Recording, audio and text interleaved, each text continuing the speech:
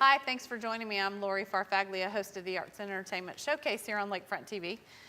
I'm in Eustis at Bay Street, home of the Bay Street Players, and joining me now is Caitlin Long, James Simpson, Glenn Howard. and Glenn Howard, cast members of the latest play that they're working on here in Bay Street. So tell me, what's the play about? What's the play? Well, it's called Dearly Departed. And it's about a dysfunctional family whose father has just died and how they handle all the turmoil that results and all of their interrelationships.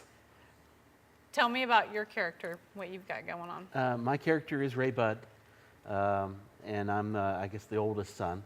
And we're all three siblings here. Our daddy has died, and so we've all got to kind of come together and figure out how we're going to do the funeral and the viewing and how we're going to pay for it all. And of course, money's tight, so that gets to be a little bone of contention there sometimes. And Ray Budd's tight too. Yeah. Ray Budd's tight. Okay, I have to ask about your character, Caitlin. I eat. You eat through the whole play? Okay. Pretty much. Is it hard to play a character that eats the entire time? Not at all.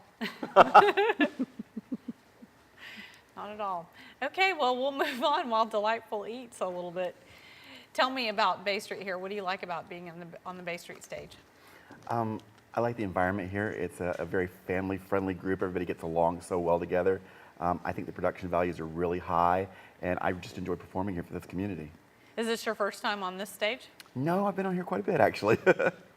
I interviewed you, I said earlier before we started filming, in The Nerd, and when I see everybody not in their costumes, in different costumes, it's hard for me to kind of recognize them. So tell me about your 80s denim outfit you got going on here. You like this? I like that. Yeah, rocking the flag right Yeah, here. there you go. Junior is kind of a dreamer, and he's got his own little world. He thinks he's a cowboy. He thinks he's going to ride in on his great big machine and save the world and make a lot of money, when in reality, he's dead broke. So you're not going to save in and pay the funeral costs? No, I keep explaining why I can't pay it. Oh, okay, okay. Tell me, James, is this your first time being on the Bay Street stage? No, I believe this is my third time on the main stage anyway. I did a couple of second stage plays also. I did, yeah, just started a couple years ago with it though, and I'm really enjoying being here. Now, why are you guys passionate about community theater? Because community theater is a definite labor of love. There's a lot of time that goes into this. So why community theater of everything else you could be involved in? It's really the only outlet I've got to be on stage. You know, it's to be honest with you, and it's nice that you can have, particularly in Lake County, we've got so many community theaters, and we've got a great support for all of them. And it's great to be able to come up here and put on a production that people are going to enjoy. Now, are you all from Lake County, or do you travel to come to the Bay Street? I live in Orlando, so I travel up. You do, really? Yeah. I'm local. You're local. Yeah, I'm in Mount Dora, so Oh, okay. right down the street. Now, have you been in theater in Orlando, and you like this better over here? Yeah, I really do enjoy this place. I mean, I really think this is a strong theatrical background. I think their YPT group develops kids. So I think you learn in this theater, so I really do enjoy coming here. Set up for me your favorite scene in the play that you guys have the most fun with. What would you say? Well, the scene we're set up for here is actually pretty fun. Junior and Ray Budd kind of have it out over the who's going to pay for what, and it comes to a head, and that's kind of fun. Well, that was a perfect segue into the scene, if that's the scene we're set up for. So let's take a minute and take a look at the play. Awesome. Great.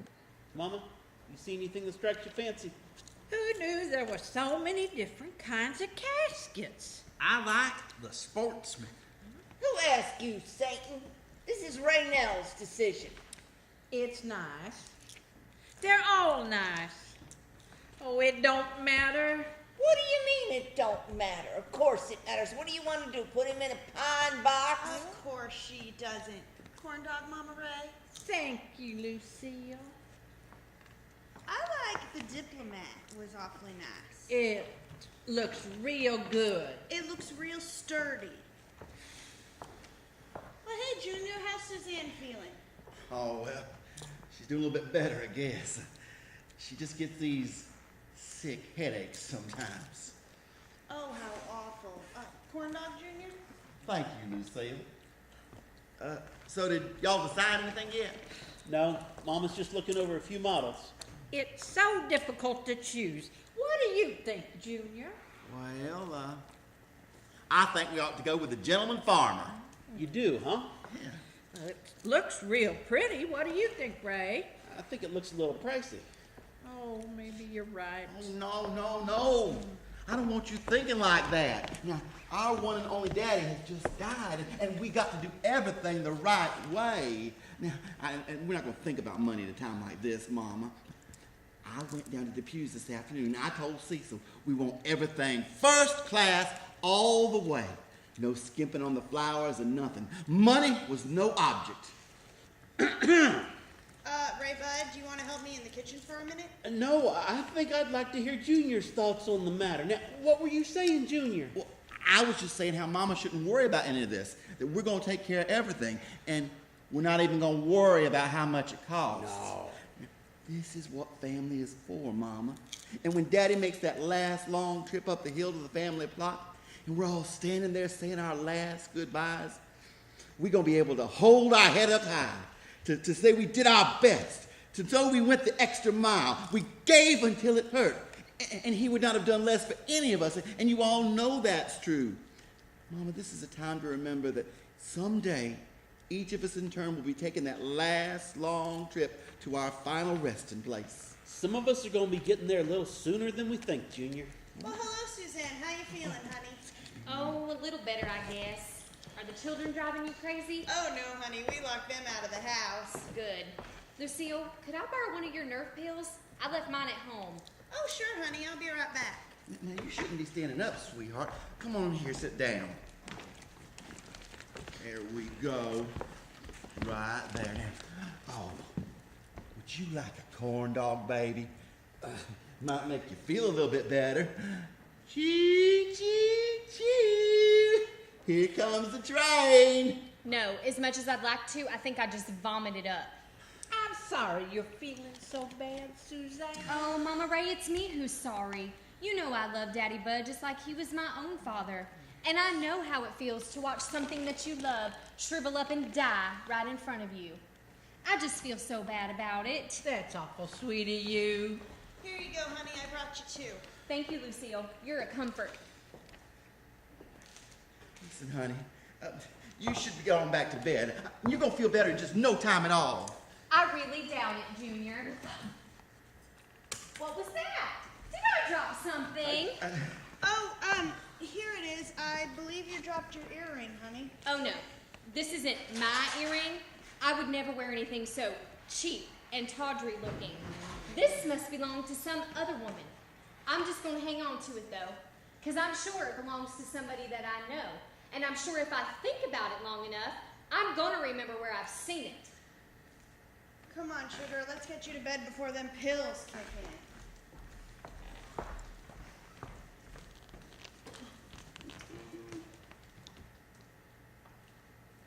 Well, my vote's in for the gentleman farmer. Well, it looks real good. What do you think, Ray? Can we afford it? Do you want it, Mama? Well, I was really... Good, it's a done deal. The gentleman farmer it is. Now, can we move on to the headstone before we all drop dead? I understand you have a few thoughts on the matter, Aunt Marguerite. Yes, as a matter of fact, I do. I was thinking it would be real nice to have some scripture on the headstone. And I took it upon myself to pick out some things that I thought might be appropriate. Thank you, Marguerite. No trouble at all. Let me see.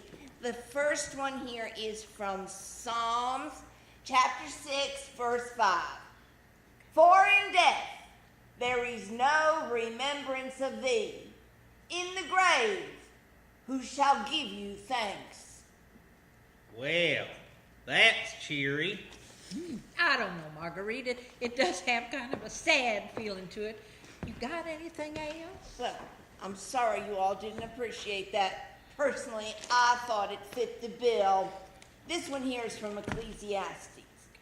That which has been is now, and that which is to be hath already been, and God requireth that which is past. Well, I like that a lot better. Well, I think we ought to go with it then, Mama. Well, now wait a minute. Just excuse me just a minute here. Now, Mama, for the price of the stone, we get Daddy's name, his date of birth, and his date of departure, and that's it. I mean, anything else is extra. Well, how much? Cecil says $2 a letter. Well, that wouldn't come to much, would it? Well, whatever it come to, Junior, it gonna come to a sight more than you'll be kicking in. What are you trying to say, Ray? You trying to say I ain't gonna pay my fair share? Is that what you're trying to say? Who do you think is gonna pay for all this, huh? You? Delightful? It's gonna be me, you moron. Ray, you hush. Well, how much is it gonna be? I'm glad you asked me that, brother. Because I've been keeping a little tally. Take a look at that, buddy boy.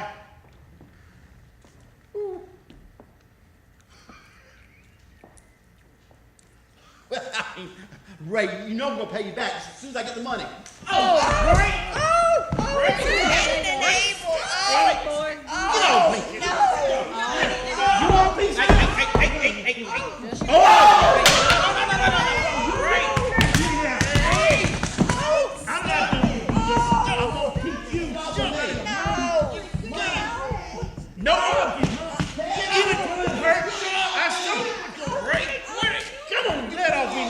Stop it! Stop it! Stop it! Stop it! Royce, honey, come over here. Sit down beside me. I got a favor to ask you. Now, in the morning, I want you to take this down to the pews and tell Cecil this is what I want on my husband's stone. It's only 12 letters. And here's some money that should cover it, and I put in a little for gas money, too. And Royce, this is just between you and me.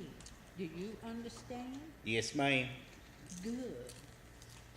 Now I want to go home, sister. Come on, baby girl. Get your popcorn. Let's go home.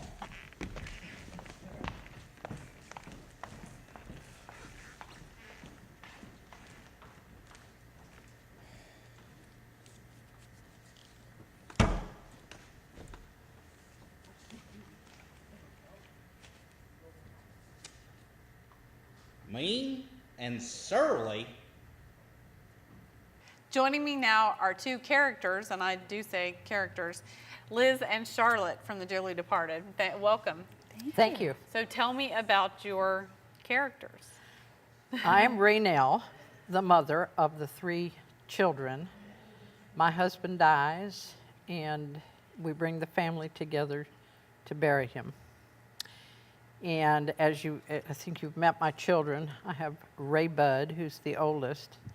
Then I have Junior, who's next. And then there's sort of a gap. And about 35 years later, I had my little Delightful. Which is literally why she's named that, right? Probably, yes. That's Okay. where I'm going as the actress in that. I play Vida, who is old friend of the family, probably related back there somewhere. More than likely.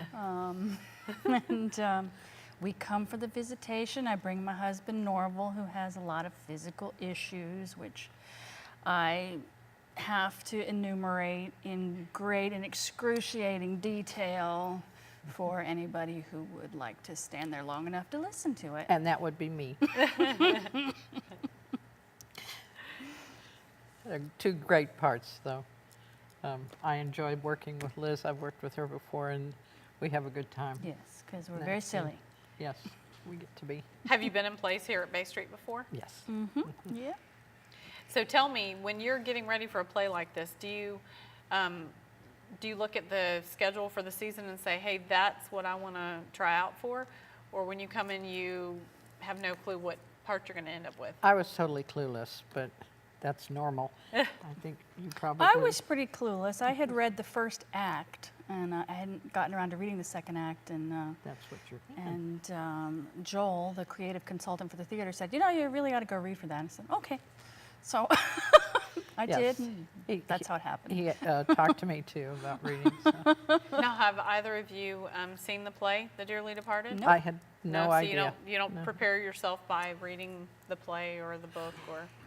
No, just it kind of gives you a character synopsis, and you can.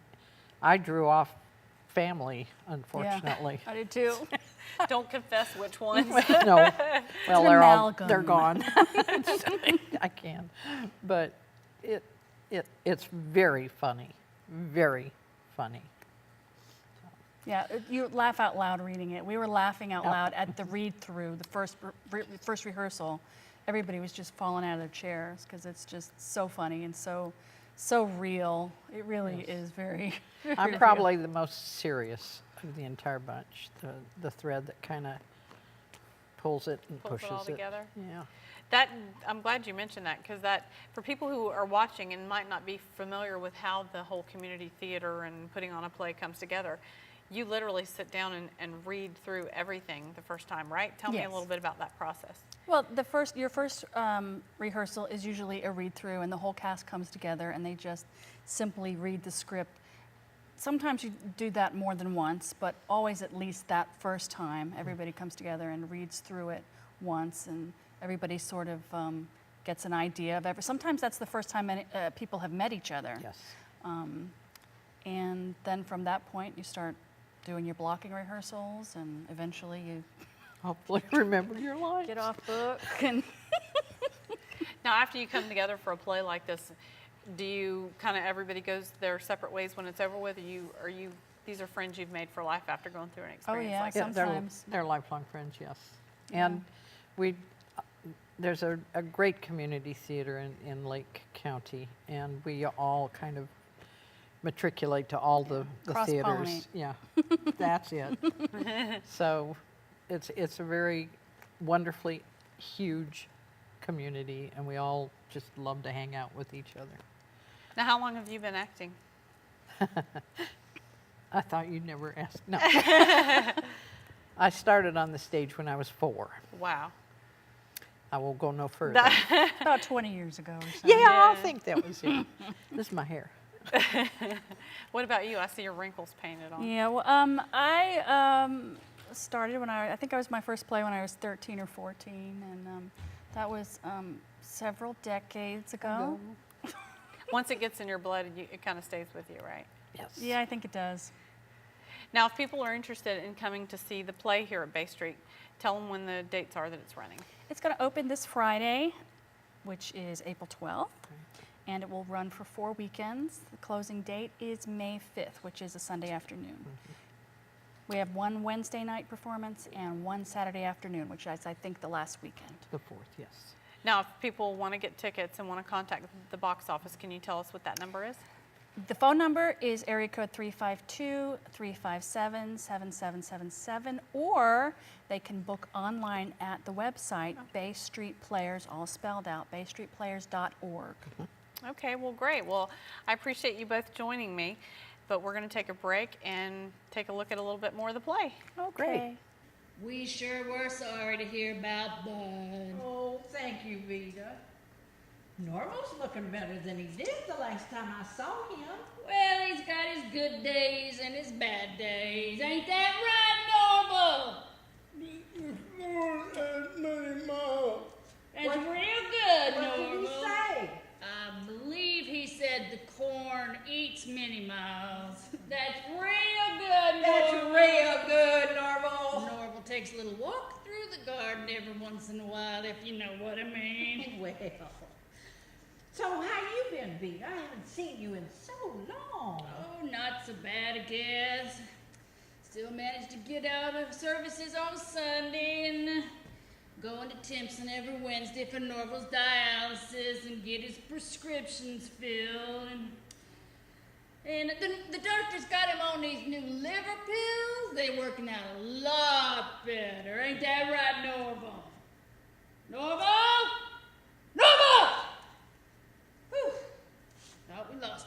a minute. I got to remember to get them batteries changed on his pacemaker. Ever since he had that bypass done and that gallbladder out, I've noticed a real improvement. And next month we're getting that prostate out, aren't we, Norval? Of course, we gotta keep that blood pressure down. This one's for his stomach. This one keeps them kidneys working, and it's a lot to remember, I can tell you. I can imagine. Of course, Bernard Swindell comes in twice a week, help with his bath and all, and sit with him if I have to go out. Get anything, Norma? Of course, he's on a real strict diet. I got to be real careful what he eats. No salt, no sugar, no meat, no dairy, nothing too spicy, nothing too heavy. Want cracker? A cracker, right? Thank you, Rita. Yeah, once we get his physical therapy out the way in the morning, I'd give him his injections and then I'd irrigate him for about an hour. Of course, once he's had his lunch, he usually takes a good long nap, and then I put him out on the porch so he can watch the sunset while I cook his supper. Of course, I got to be real careful.